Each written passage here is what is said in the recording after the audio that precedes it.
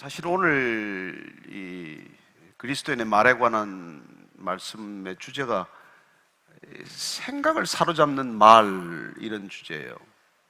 우리 인생이 뭐 별것 대단한 것 같지만은 말 몇 마디에 붙들려 살아가는 존재예요. 어떤 말에 붙들려 여러분들 사십니까? 저는 예수님께서 어떻게 십자가를 지셨을까를 오랫동안 묵상한 적이 있었어요. 근데 저는 예수님께서 한마디 말씀에 붙들려서 십자가까지 걸어갔다고 믿게 되었습니다. 마태복음 3장을 보면 예수님께서 세례를 받고 올라오실 때 장면이 기록이 되어 있어요. 요단강에서 세례받고 올라오실 때 하늘에서 음성이 들립니다. 하나님 아버지의 음성이 들리는데 내가 너를 사랑한다는 음성이에요. 너는 나의 사랑하는 아들이라고 하는 음성을 듣게 됩니다. 내가 너를 기뻐한다는 그런 음성을 듣게 돼요.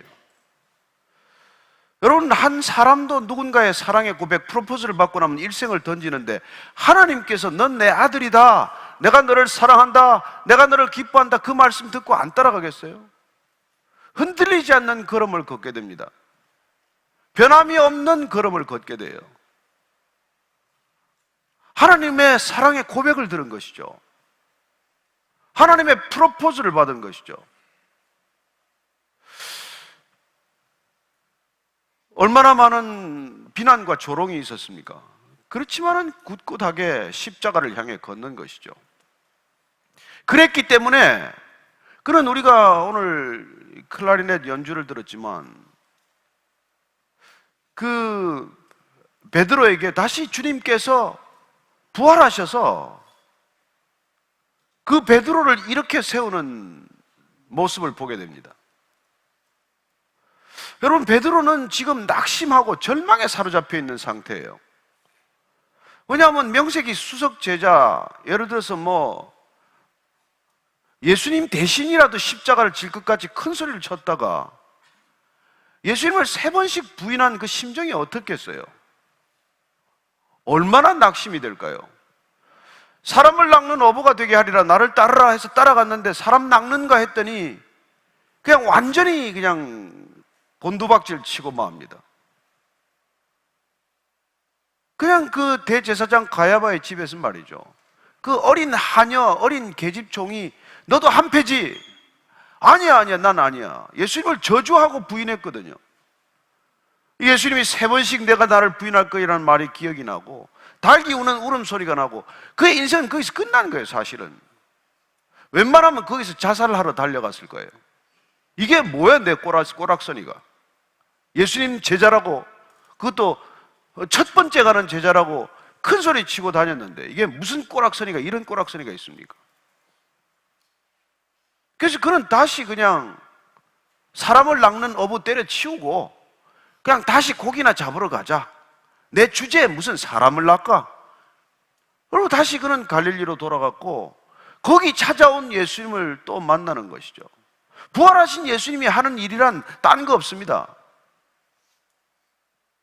십자가에 못 박은 사람 찾아가서 하나하나 놀래키지 않아요.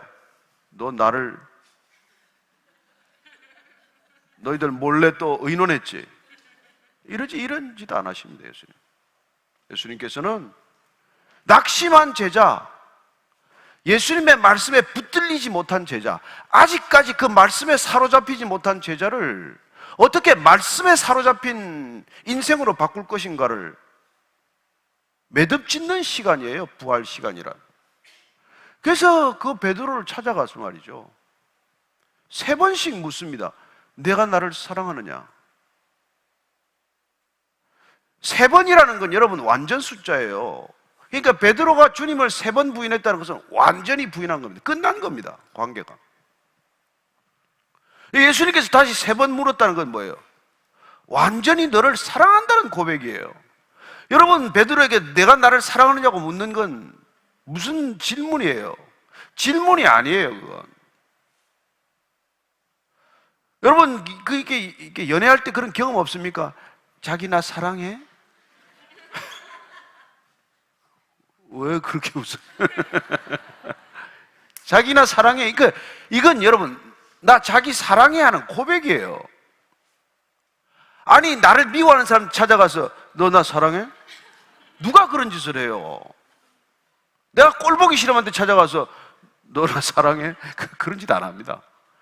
진실로 사랑하는 사람한테 가서 우리는 당신 나를 사랑해? 이렇게 묻는 거죠.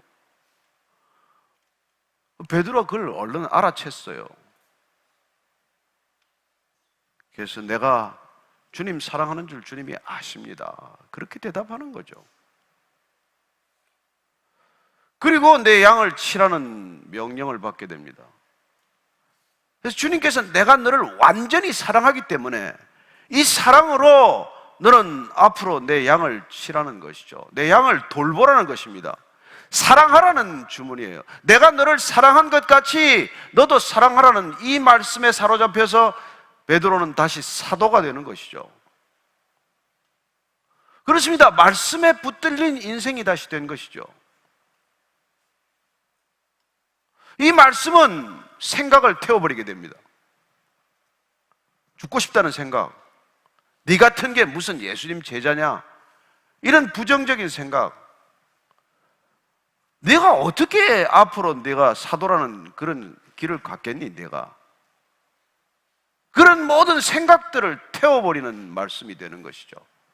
여러분들이 말씀에 사로잡힌 인생이 될 때 부질없는 생각들은 태워지게 됩니다. 반대의 경우를 보십시다. 베드로와 반대는 누굽니까? 가룟 유다예요. 가룟 유다도 예수님을 부인했습니다. 성경은 그가 예수를 팔 생각을 마귀가 넣었다고 말합니다. 사실은 마귀가 이렇게 말한 것이죠. 너 예수 따라다니다가 쫄딱 망한다. 십자가 진대는데 너 닭 쫓던 개 되는 거야. 너 뭐가 있어? 그 말에 붙들린 거예요. 생각에 사로잡혔다는 것은 말에 붙들렸다는 뜻입니다. 너 예수를 이때 팔아버려. 그렇습니다. 그 생각에 붙들려 그 말에 사로잡혀 가룟 유다는 어떻게 됩니까? 인생의 끝이 뭐예요? 팔았죠. 예수님께서 내가 생각한 대로 하라. 결과는 자살했어요. 베드로나 유다나 예수님 부인한 건 마찬가지예요. 그러나 한 사람이 붙든 말은 다시 인생을 살아나게 했고, 한 사람이 붙든 말은 자살로까지 몰고 가는 것이죠.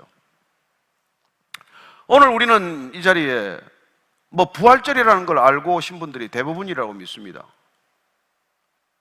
그러나 여기 실제로 부활을 믿는 사람이 몇이나 될까요? 근데 한번 조용히 눈 감고 저는 부활을 믿습니다 이거 한번 조사해 봤으면 좋겠어요. 눈을 우리가 한번 굳게 감고 나는 진실로 부활을 믿습니다. 한번 해볼까요? 그래도 누가 볼 거야. 우린 잘 안 믿어요. 창조 잘 안 믿습니다. 일본의 목회자들 조사를 했는데 70% 이상이 창조를 안 믿고도 설교하고 안 믿고도 목사해요. 창조가 안 믿어지는데 부활이 믿어지겠어요? 창조 부활은 붙어 있어서 잘 안 믿어집니다. 하나가 안 믿으면 다 안 믿게 돼 있어요. 우리의 신앙이란 뭡니까? 뭐에 붙들려야 그리스도인이 되는 거예요? 나는 부활이요 생명이니 나를 믿는 자는 죽어도 살겠고 무릇 살아서 나를 믿는 자는 영원히 죽지 아니하리라. 내가 이것을 믿느냐? 이 말에 붙들려야 우리는 그리스도인이 되는 거예요. 이 말로 부정적인 생각을 다 태워버려야 부활 같은 게 어디 있어? 부활이 그게 말이나 돼? 동정녀 임신 말이나 돼?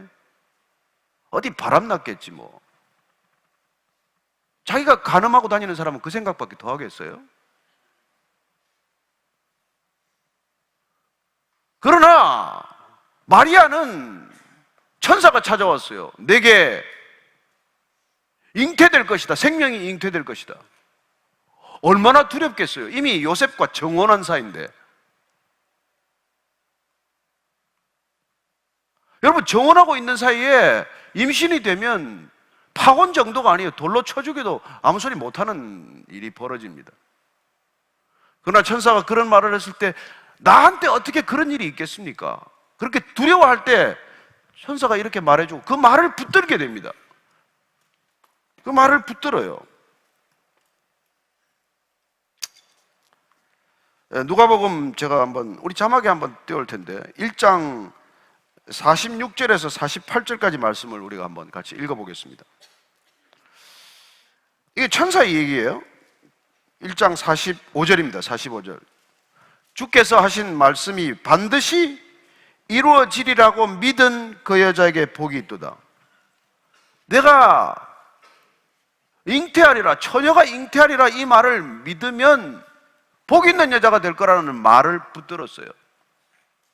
그 말을 붙들었기 때문에, 그 말에 사로잡혔기 때문에 마리아의 입술에서 찬가, 찬송, 찬양이 터지게 됩니다. 그게 뒤에 말이에요. 마리아가 이르되 내 영혼이 주를 찬양하며 내 마음이 하나님 내 구주를 기뻐하였으면 그의 여종의 비천함을 돌보셨음이라. 보라, 이제 후로는 만세의 나를 복이 있다 일컬으리로다. 두려움에 사로잡힐 수밖에 없는 마리아가 이 말씀을 붙들은 것이죠. 내가 잉태될 것이다. 우리는 예수님 태어나기 2000년 전에 사라라는 한 여자는 이 말을 웃었습니다. 비웃었어요. 이맘때쯤 내가 임신하리라. 아니, 남편이 100살이 되고 내가 지금 경수가 끊어졌는데 임신은 무슨 임신 같은 얘기를 하느냐, 피식 웃었어요. 그러나 하나님께서는 아브라함에게 아들이 있게 하십니다. 그 아들이 이삭, 웃음, 집안에 웃음을 가져다 주는 아들이 되죠. 아브라함은 그 말을 붙들었기 때문에.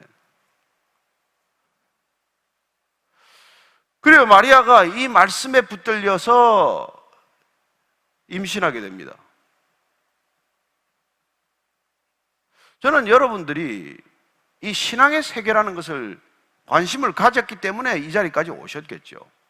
특별히 부활이라고 하는 그 주제에 잘은 모르거나 믿건 믿지 않건 오늘 부활주일이라는 것 때문에 여기 오셨을 것입니다.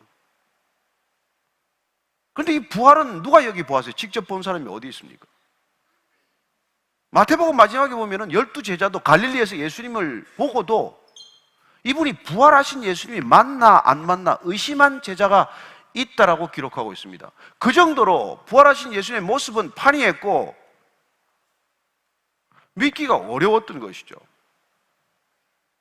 그래서 우리가 믿음이란 결국 말에 붙들리는 거예요. 하나님의 말씀에 붙들리는 것, 그게 우리의 궁극적인 신앙입니다.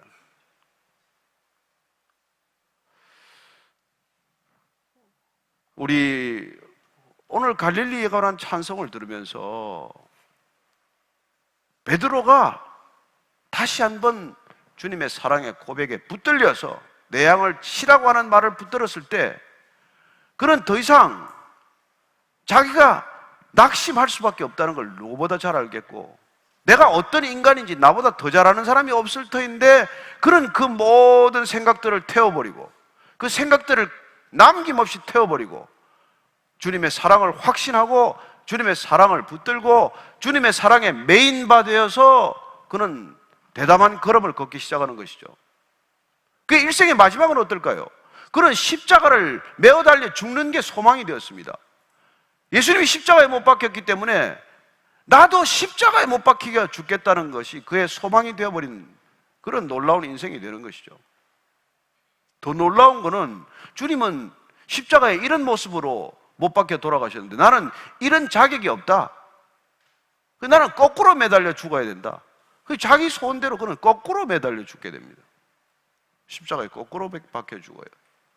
어떻게 그런 대담한 인생이 됩니까? 예수님께서 너는 내 사랑하는 아들이다 이 말씀에 붙들렸기 때문에, 아들이라는 음성을 들었기 때문에 아빠라고 부르는, 그래서 그 아빠를 한 번도 의심하지 않는, 그래서 아빠가 허락하는 것이라면 십자가라도 궁극적으로 이게 최선이라는 믿음을 가지고 끝까지 믿음의 경주를 완주한 것이죠. 베드로 또한 마찬가지입니다. 저는 여러분들이 2018년 오늘 4월 1일이 만우절이 아니라 부활절이라는 것을 잘 아실 것입니다. 오늘 제 아내가 제발 단에서 우스갯소리 하지 마세요. 저는 그 말을 붙들었습니다. 저는 오늘 농담 안 할 것입니다. 오늘 부활에 관한 말씀을 드릴 것입니다. 사실 우리가 살아가면서 이런 말에 붙들리는 순간들을 경험합니다. 제가 최근에 만난 한 성도는 그런 얘기를 해줬습니다. 믿은 지가 얼마 안 됐어요. 한 1년도 채 남지도 안 됐나요? 이분이 일생 동안 난 뭘 가지고 살아오셨습니까? 그분이 이때까지 살아온 길은 고등학교 때 강당에 큰 글귀로 하나 써져 있었는데, 자세한 얘기를 제가 다 기억을 못 하겠어요. 요지는 사람답게 살아라, 이게. 인간답게 살아라. 그래서 본인은 정말 그 어떤 개인적인 이익이나 성공이나 명예나 이것보다도 내가 사람답게 살기 위해서 애썼다는 거예요. 우리 흔히 유명하게 알려진 말 중에 boys be ambitious 이런 말이 있어요. 윌리엄 클락이라고 하는 일본 삿포로 농업학교에 교장으로 부임했던 선생님이 사실 크리스찬이었어요. 그래서 그게 단순히 그냥 be ambitious, 야망을 가져라 이런 뜻으로 얘기한 게 아닙니다. 사실 그분은 그 뒤에 in Christ라는 말을 붙이고 싶었는데, 그 in Christ 대신에 그가 꼭 하신 말씀은 뭐냐면, 이 세상에는 여러분들이 추구하는 돈이나 성공이나 행복이나 보다도 더 중요한 가치가 있다. 그 가치 안에서 큰 꿈을 가져라. 이런 그게 원문을 여러분이 찾아오면 그런 뜻입니다. 근데 뒤에 딱 거두절미하고 야망을 품어라 이러니까 마치 젊은이들한테 인생에 성공을 꿈꾸라는 뜻이 보이는데, 그게 아니라 내 욕심이나 내 어떤 추구하는 것들보다 더 큰 가치가 있다는 것, 그 가치 속에서 큰 꿈을 품으라는 그런 얘기거든요. 근데 이분이 하여튼 어쨌건 인간답게 살아라, 이 한마디에 적어도 40년, 50년을 그렇게 살아온 거예요. 여러분은 어떤 말씀에 붙들려 살아갑니까? 여러분 붙들고 있는 삶이 뭐예요? 자칫 여러분이 붙들린 말씀이 없다면, 그리고 그 말씀이 여러분들의 생각을 태우는 일상의 경험이 없다면 여러분들의 인생 비참해집니다. 사람들 말에 휘둘리게 돼요. 이 말하면 이 말에 휘둘리고, 저 말하면 저 말에 끌려가고, 그리고는 조금만 좀 칭찬하는 말 들으면 어쓱됐다가, 조금 비난하는 말을 들으면 코가 석자나 빠졌다가, 이러고 살아가는 거예요. 저는 여러분들이 하나님의 말씀을 꼭 붙들게 되기를 바랍니다. 그 말씀에 사로잡혀서 그 말씀이 여러분들의 생각에, 그냥 이런저런 생각들은 다 그냥 깨끗이 씻어버리고 깨끗이 태워버려야 된다는 것이죠. 그렇습니다. 하나님의 말씀은 살았고 능력이 있고 이게 좌우의 날선 검보다도 예리하다, 이런 이 히브리서의 말씀이 있는데, 그 말씀의 뜻은 그 말씀이 우리가 복잡 다단한 이런 것들은 그냥 싹 쓸어간다는 그런 뜻이에요. 얼마나 능력이 파워풀한지 말이죠. 그래서 성령 충만하다는 게 뭐냐 하면은, 우리가 하나님의 말씀이 안에 가득 차고 넘치는 것을 말해요. 여러분, 충만하다는 것은 물컵에 물이 가득 찼다는 뜻이에요. 물컵에 물이 가득 찼기 때문에 공기가 들어갈 틈이 없다는 뜻입니다. 우리가 말씀에 사로잡히면 그런 상태가 되는 것이죠. 물이 가득 찼으니까 공기가 못 들어오는 거 아니에요. 그래서 우리 생각에 말씀이 가득 차 있으면 생각에 끼어들 틈이 없어지는 상태를 성령 충만이라고 말합니다. 예수님께서 하신 요한복음 6장 63절 말씀 한번 같이 읽어보실래요?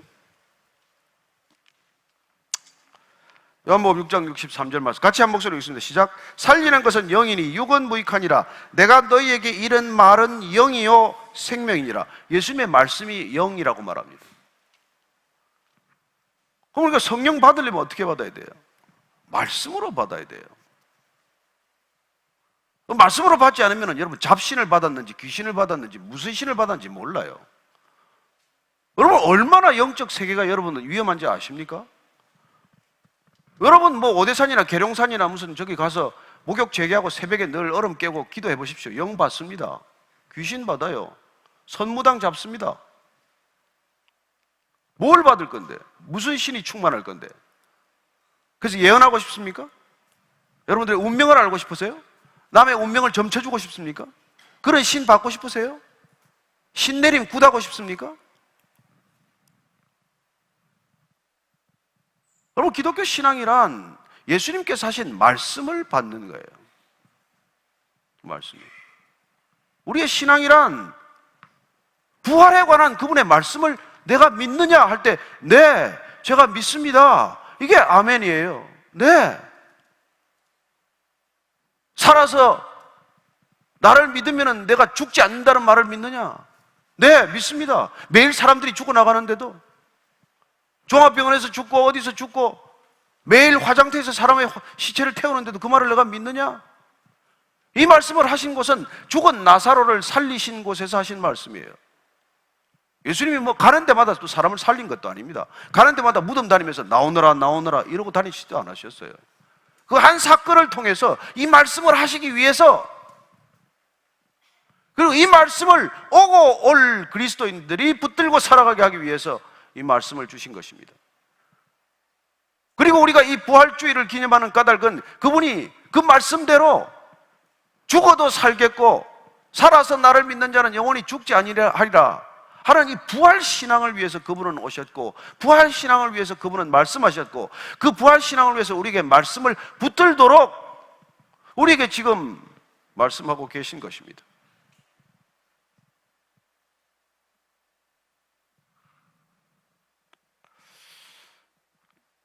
저는 그래서 하나님께서는 우리가 위기에 빠지면 돈을 주시는 분이 아니에요.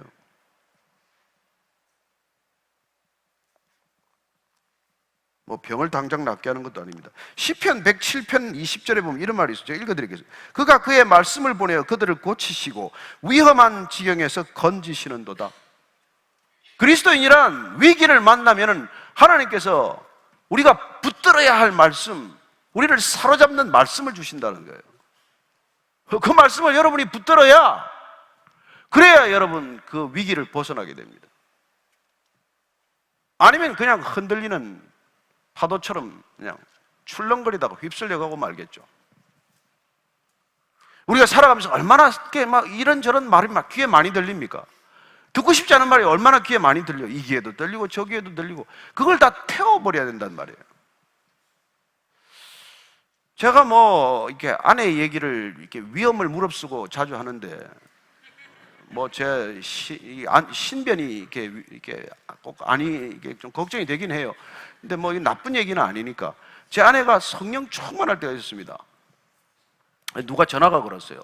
어떤 분이 당신 욕을 이렇게 하더라, 이렇게 비난하는 얘기를 들었다고 전해준 거예요. 근데 제 아내가 그 얘기를 다 듣고 나서, 그래, 그 사람이 저를 잘 몰라서 그렇습니다. 저를 좀 더 알았으면 한 10배쯤 욕했을 텐데 저를 잘 몰라서 그것밖에 아마 비난을 못한 것 같네요. 이렇게 기특한 얘기를 한 거예요.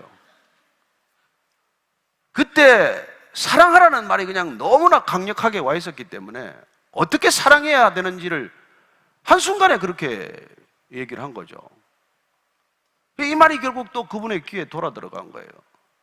그래서 둘도 없는 친구가 된 겁니다.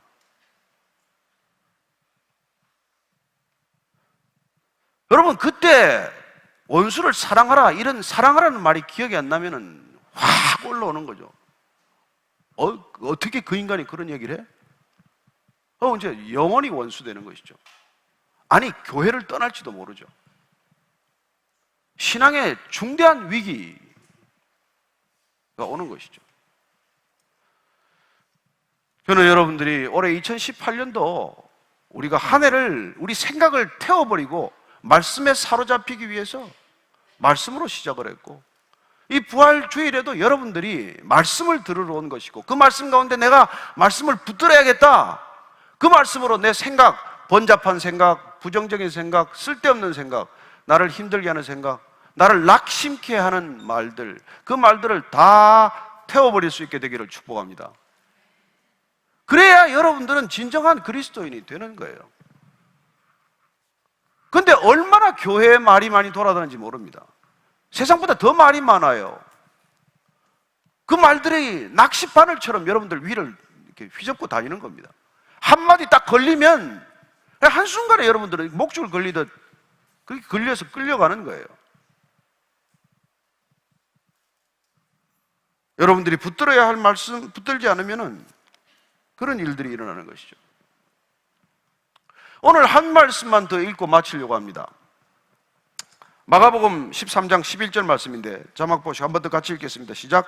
사람들이 너희를 끌어다가 넘겨줄 때 무슨 말을 할까 미리 염려하지 말고 무엇이든지 그때 너희에게 주시는 그 말을 하라. 말하는 이는 너희가 아니요 성령이시니라.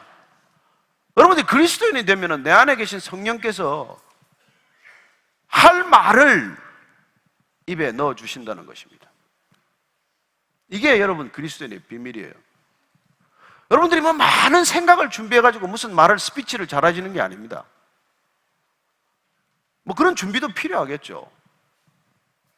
그러나 여러분들이 위기를 만날 때나 난감한 상황을 만날 때나 어떤 때는 뭐 말할 준비를 여러분들 늘 해가지고 다니는 건 아니잖아요. 그러나 또 서로 준비했다고 해서 그 말을 할 수 있는 상황이 안 되는 그런 얼토당토하는 일들이 막 벌어지지 않습니까? 그래서 이때는 어떻게 해야 되느냐는 것이죠.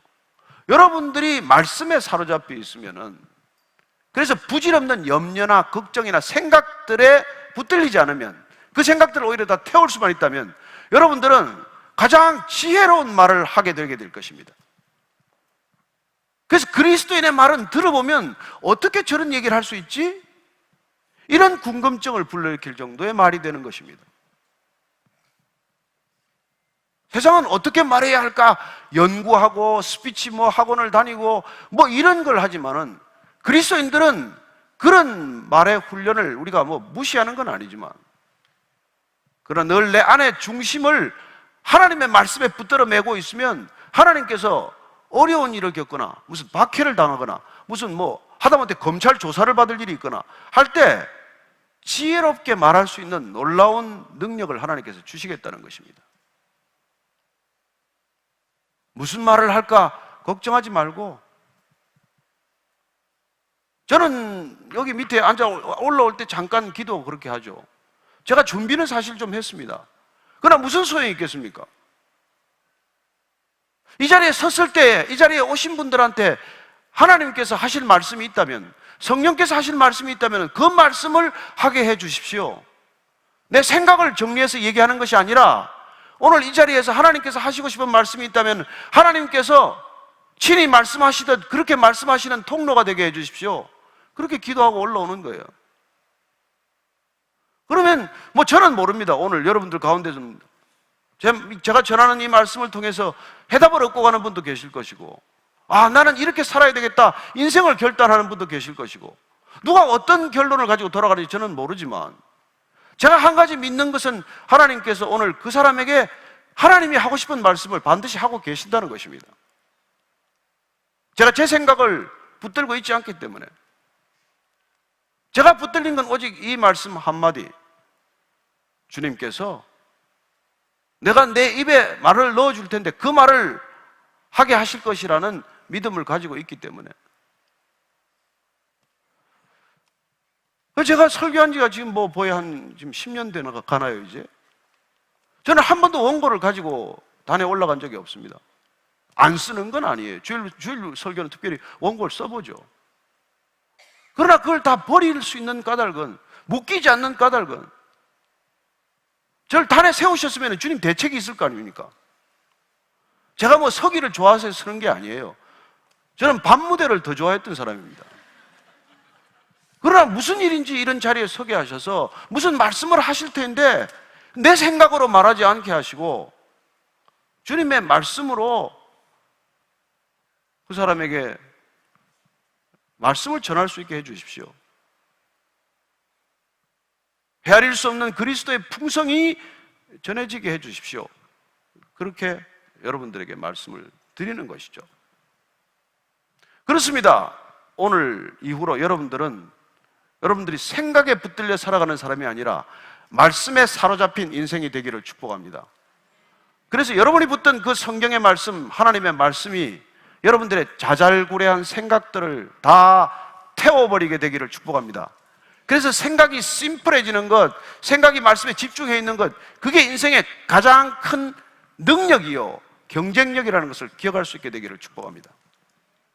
기도하겠습니다. 하나님 아버지, 내가 내게 이런 말이 곧 영이라고 하셨고, 또 내가 무슨 말을 할지 걱정하지 마라, 염려하지 말라. 내가 내게 붙들려 있다면 내가 내 입에 무슨 말을 해야 할지 그 말을 넣어주겠다고 하셨사오니, 그 말씀 붙들고 그 말씀대로 그 말씀에 사로잡혀 살아가는 우리 모두가 되게 하여 주옵소서. 예수님 이름으로 기도합니다. 아멘. 아멘. 네, 좋을 것 같아요. 목사님, 참 소통이라는 게 하여튼 신비한 것 같아요. 네. 뭔가 제가 누군가를 좀 이렇게 감동을 주려고 한 말들은 되게 실패하고 그냥 솔직하게 제 얘기를 했을 때 오히려 생각지 않았 상대가 그렇죠. 이렇게 감동하고 공감해 주는 경우가 있던 것 계산된 같아요. 언어라든지 뭐 이런 거는 벌써 뭐 걸리는 거죠. 이렇게. 그래서 말을 뭐 이렇게 세 가지 채널로 이해하는 게 있어요. 그러니까 head to head, heart to heart, spirit to spirit, 그런 표현을 쓰는데, 그냥 입으로만 왔다 갔다 하는 말, 생각에서 머리로만 전해지는 말이 있다는 거죠. 이건 뭐 전혀 사람을 이렇게 감동을 주거나 그러진 않아요. 그냥 가슴에 담겼다가 나온 말은 그 사람 가슴에 전해지고 가슴이 뜨거워지거나 그렇게 될 수 있는 것이죠. 그러나 성령께서 영적인 말을 우리에게 성령께서 말씀하게 하시면 그 사람의 영혼을 터치해서 이렇게 강력한 변화를 이렇게 일으키고 도전하는 그런 말씀이 되는 것이죠. 그래서 우리가 그분 안에 있다는 게 너무 중요하다는 그런 얘기입니다. 예, 여러분들 말씀을 이렇게 커뮤니케이션, 소통을 하다 보면 쉽지 않은 일들 경험하실 텐데, 뭐가 이렇게 좀 어려운 게 있으셨는지 한번 좀 질문을 손 들고 하시면 기회를 한번 좀 드릴게요. 여기 계신 분한테. 네. 오늘 뭐 여기 그러니까 메시지로 보내준 분들이 아직 질문이 없으시기 때문에 할 말을 잃었나 봅니다. 그런가요? 이분들이. 이분까지 포함해서. 아니 좀 웃으라고 했는데 아무도 웃지 않네요.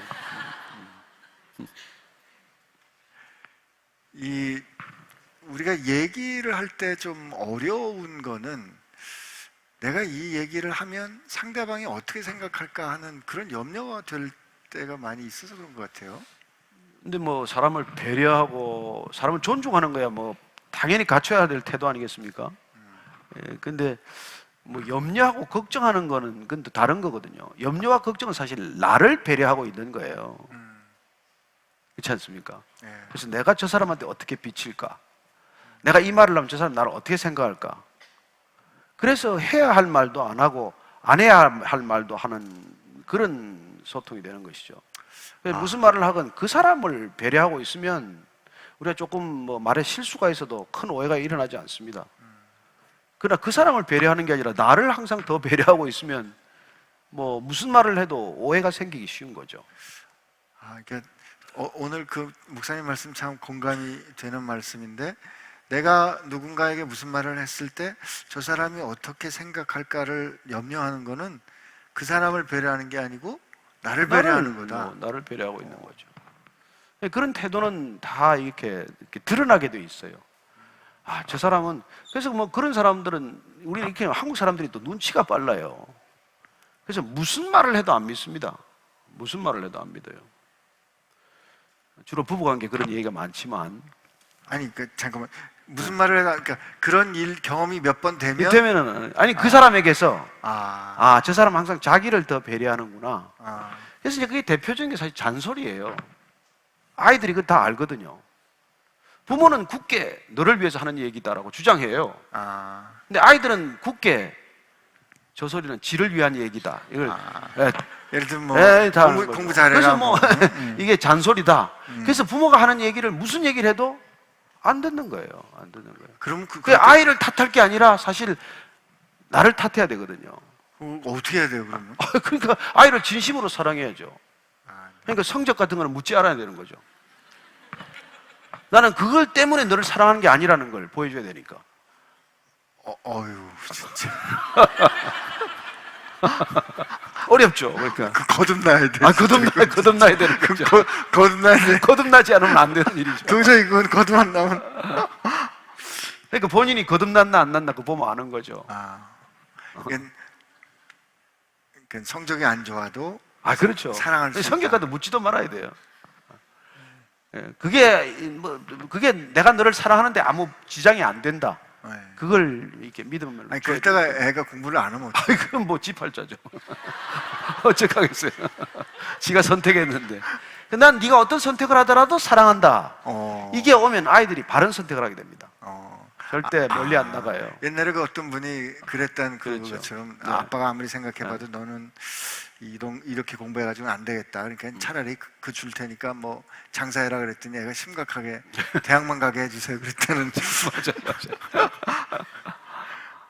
맞아요. 그 사이에 좀 심각한 질문이 왔는데 자살을 생각한다고 마음을 토로한 지인이 있는데 이분을 위해 어떤 말을 해줘야 할까요? 참고로 비기독교인입니다. 그에게 힘이 돼주는 말을 해주고 싶어요. 이렇게 말씀하셨어요. 자살하고 싶은 사람은 뭐 교회를 다녀도 그렇게 가지니까요. 그러니까 늘 누군가 이렇게 집적거린다는 걸 몰라서 그렇거든요. 자살은 내가 주는 생각이 아니에요.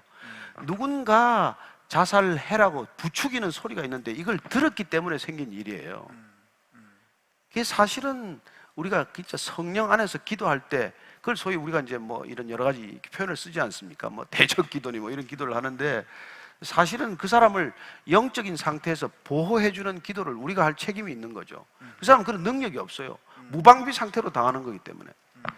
그래서 본인은 뭐 내가 지금 자살하고 싶다고 생각할지 모르겠지만 자살은 나로부터 비롯된 생각이 아닙니다. 절대로 그게 아닙니다. 그래서 내가 어떤 영적인 존재에 붙들려 있는가, 그 영적 존재가 하는 말에 내 생각이 붙들려 있는가를 모르기 때문에 일어나는 일이거든요.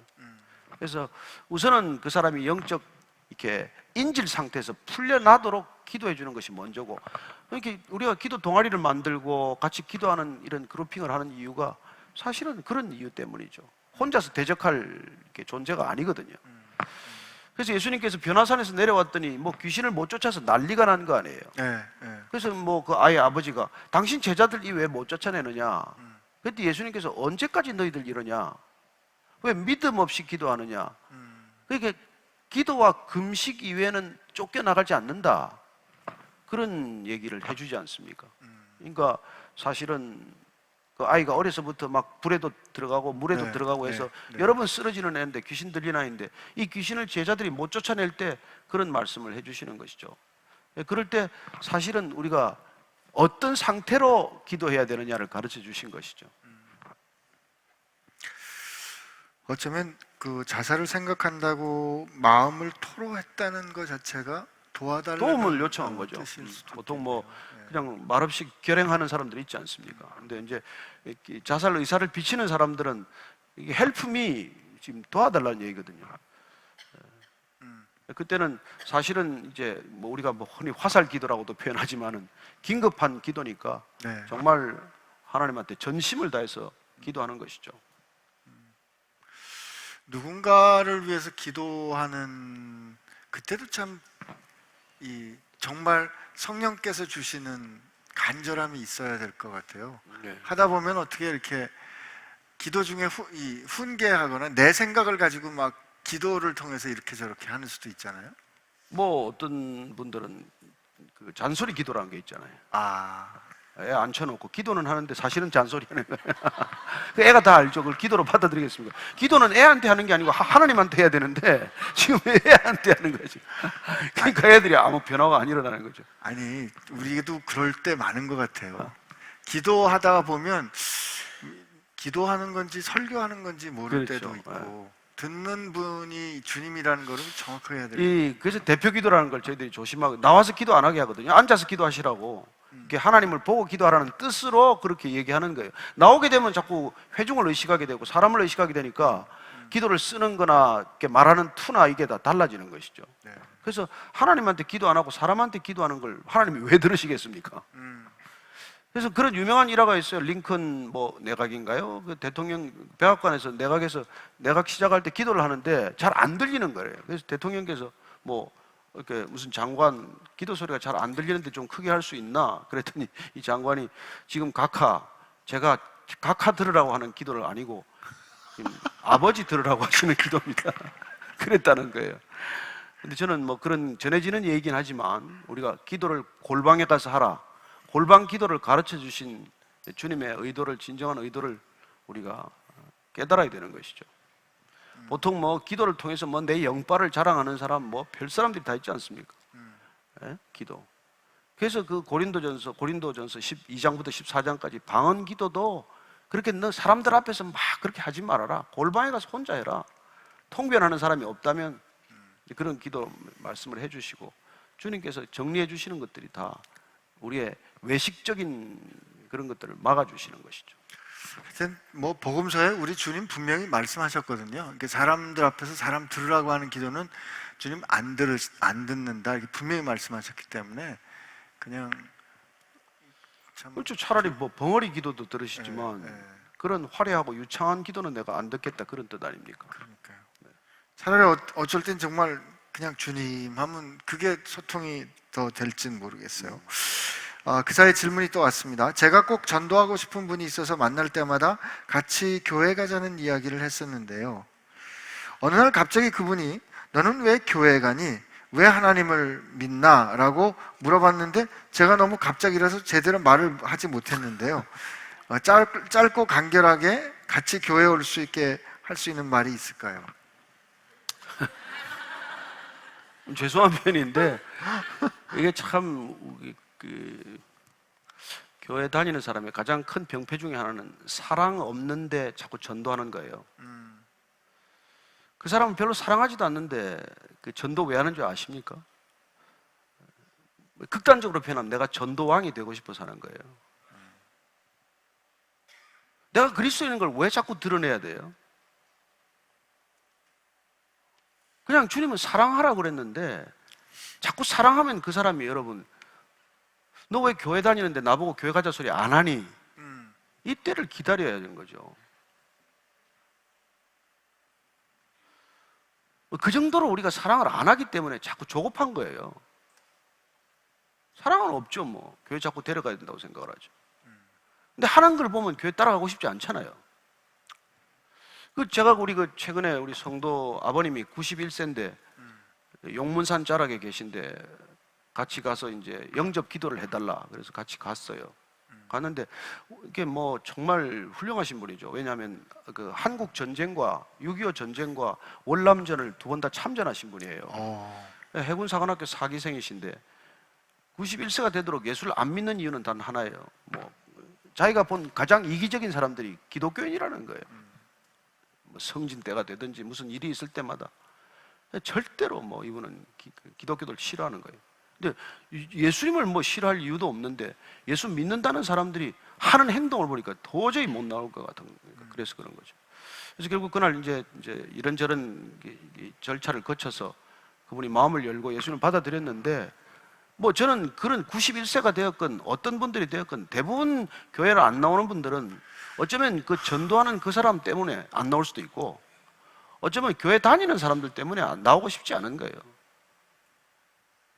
너무나 이기적이고 여러분 절에 다니고 성당 다니도 그렇게 이기적이 아닌데 교회 다니는 사람들이 제일 이기적이다 이런 얘기를 많이 듣거든요. 이기적이라는 건 사랑이 없다는 뜻이에요. 사랑 없는 사람들은 뭐 입으로 전도하죠. 사랑이 있으면 손과 발로 전도할 텐데. 그래서 저는 정말 우리가 안에서 사랑이 차오를 때까지 좀 기다려라. 내 안에 사랑이 차오를 때까지. 그래서 누군가요? 아우구스투스인가요? 예. 프란시스든가. 아시스의 프란시스가요? 그 전도할 때 필요하면 말해라. 필요하면은 말을 하라. 꼭 필요하면 말로 전도하라는 거예요. 그 전에 삶으로 전도하다가 꼭 필요할 때만 말을 하라는 것이죠. 삶은 하나도 전도가 안 되는데 입으로 전도하니까 뭐 교회 더 오지 말라고 막는 거예요. 그걸 예수님께서 어떻게 표현하시냐면 자기 자신도 천국에 안 들어가고 남도 천국에 못 들어오도록 문고리를 잡고 사는 삶이라고 말합니다. 그게 어쩌면 뭐 저 같은 목사일 수도 있고, 뭐 어떤 뭐 장로나 권사일 수도 있고, 자칭 그리스도인이라고 하는 사람들이 그럴 수도 있겠죠.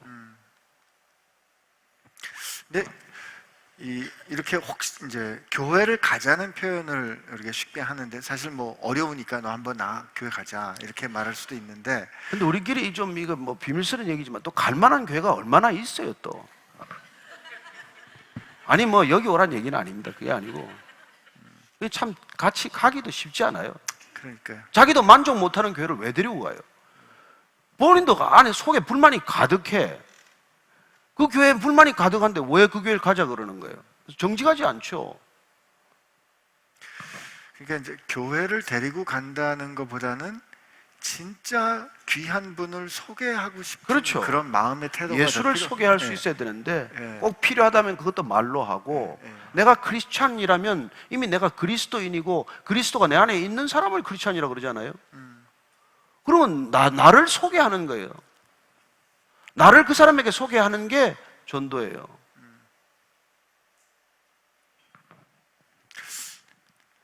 여러분, 저 한번 잘 생각해 보시기를 바랍니다.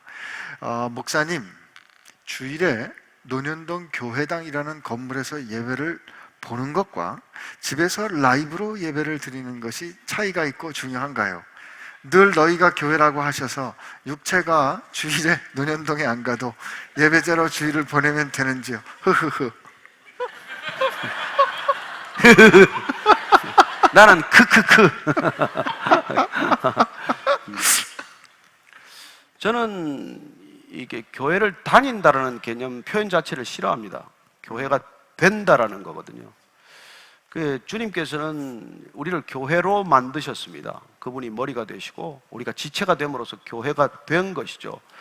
저희 교회가 뭐 매달 마지막 주에 여기서 안 모이고 소그룹 공동체로 모여서 통독반이라고 하는 작은 단위로 모여서 집에서도 예배드리고 다른 장소에서도 예배드리는 것은 여기서 드리는 예배나 거기서 드리는 예배가 동일한 예배로서의 가치, 예배로서의 은혜가 있다는 걸 경험해 보자는 거거든요. 근데 그게 뭐 다른 데서는 오해를 많이 불러일으키겠죠. 그리고 또 이렇게 흩어져서 교회가 되면은, 조금 전에 제가 오기 전에 카톡을 받았는데 뭐 삿포로에서 뭇별이 되어서 예배드렸습니다. 그런 분 연락을 받았어요. 그래서 뭐 그때 뭐 아내가 회감년이 있어서 그 여행을 간 것이죠. 주말을 이용해서 가서 거기서 예배를 드렸다, 그런 전가를 받았는데 얼마나 아름다운 예배예요. 뭐 저는 그런 예배도 가능하다고 믿는 사람인데, 문제는 이제 이런 겁니다. 여러분, 우리가 뭐 나중에 운동을 하든지 무슨 공부를 하든지 어느 경지가 있잖아요. 근데 어떤 습관이 몸에 붙어서 몸의 삶의 전체가 예배가 되면 어디 가도 좋습니다. 그러나 아직까지 예배가 뭔지도 잘 모르고, 아직까지 교회가 뭔지도 잘 모르고, 아직까지 예수님이 누군지도 모른다면 공동체 생활을 하는 게 비교적 안전하기 때문에, 비교적 훈련받기에 좋은 세팅이기 때문에 그런 시간과 그런 제도는 반드시 필요하다는 것입니다. 이해가 되실까요? 저는 이게 또 이런 측면이 있는 것 같아요. 나 혼자만을 생각을 하면 여기 와도 혹시 인터넷으로 해도 상관이 없겠지만, 교회는 동시에 공동체거든요. 제가 교회에 이렇게 오지 않으면 목사님 못 만나는 거 아니에요. 교회에 오지 않으면 이 사랑하는 친구가 일주일 동안 어떻게 살았나, 이 사람들이 어떻게 살았나 만나서 격려하고 하는 거, 그런 기회를 잃어버리는 건데, 사랑하고 그 서로 주님 안에서 이렇게 공동체가 되는 건 오고 싶거든요. 근데 예를 들면 다리가 부러졌다, 수술을 했다, 그땐 못 오는 거지 안 오는 건 아니잖아요. 근데 니나가 교회니까 뭐 인터넷으로 해도 돼, 이거는 아닌 것 같습니다. 흐흐흐. 가만 있어. 예, 또 조언을 해달라는, 요거 좀 한번. 안녕하세요. 제가 친구를 전도해서 친구가 얼마 전에 새로운 순모임에 배정을 받았는데요. 그 순모임 리더분께서 선교를 가지 않는 사람은 나쁜 애라고 하고 클럽을 가는 사람들은 나쁜 애라고 표현을 했다는 말을 들었는데, 새롭게 신앙을 시작하는 친구가 신앙을 행동으로 판단하는 분위기에 있는 것이 걱정되나요? 어떻게 해야 할까요? 옮겨야죠. 뭐. 더 그래서 이상- 여러 개 순이 있는 여러 개 모임이 있으니까. 아, 순으로 옮겨라. 예, 예. 왠지 더 말씀하고 싶지 않으신. 뭐 저는 클럽을 가봤기 때문에 공부 나쁘다고. 아 참. 그렇다고 클럽을 가는 제가 이게 예수 믿고 나서 처음에 한 6개월간 집에서 성경 공부를 하는데 예, 예. 이제 아내들은 열심히 교회를 나가지만 남편 안 나가는 5 남편을 모은 거예요. 예. 우리 집에 모일 때 늘 이분들이 술을 한 병씩 들고 와요. 그래서 이제 뭐 목사님을 초청해서 성경 공부를 하는데 한 15분 하고는 빨리 보내는 거예요. 목사님을? 됐습니다. 보내고 같이 술 파티를 한 거예요. 다 먹고 가니까. 그래서 이제 그 가져온 것만 먹는 게 아니라 집에 있는 것도 먹고 이래가지고 완전히 만취해서 헤어지는데, 그래도 헤어질 때는 그래도 손잡고 기도하고. 예, 기도 한번 하고 했어요. 취중기도. 시중기도라는 거죠. 근데 이게 한 6개월 지나니까 술을 안 가져오더라고요. 처음에는 양주를 가져오다가 와인을 가져오다가 안 가져와요. 그래서 저는 그걸 우리가 다 품어주면 사랑이란 그런 거예요. 우리가 율법이 아니라 은혜라고 하는 까닭은, 율법은 너 오늘부터 교회 나와서 교회에서는 뭐 담배 피우지 마. 아니, 담배 피우면 어때요? 술 마시면 어때요? 음식인데. 그러나 여러분들이 오셔서 주님을 점점 사랑하게 되면 안 하는 거죠. 그래서 여러분들이 점점 사랑하게 되면 여러분들 버릇을 다 고치게 돼 있어요. 뭐 더구나 저희 교회는 저기 안에 흡연실이 하나 있잖아요. 네. 그래서 저기 나가서 흡연하고 올 수도 있는 거고. 그러다가 그게 어느 순간 내 몸에 연기를 집어넣는 게 이게 전혀 주님을 사랑하는 방법이 아니구나, 그걸 확연히 깨닫는 때가 오는 것이죠. 그래서 먼저 사실 공동체에 속하는 게 중요한 거지, 뭐 버릇을 고치고 온다면 못 올 사람들이 너무 많죠. 그렇죠. 그러면 사실 옆에 또 누가 앉았는데 담배 냄새가 좀 난다 그러면은 한번 들이키고 뭐 이렇게 좀 참으면 될 텐데, 이러면 안 돼. 이게 남을 배려하는 게 아니잖아요. 사실 제가 그랬거든요. 이게 참. 저는 원래 담배도 안 펴봤고 목사의 아들이고 심장내과 의사였거든요. 그러니까 담배 피우는 거 싫어했죠. 근데 그러면 표시가 나잖아요. 그러면 담배 피는 사람, 담배를 피면서도 교회 나오는 분들, 혹은 담배를 피일지언정 교회 오고 싶은 분들이 저 같은 사람이 이렇게 하면 상처받는 거 아니겠어요? 근데 제가 어느 이게 인도하는 모임, 같이 이렇게 예배드리는 모임이 있는데, 그 모임에 그 유명한 동성애자가 왔어요.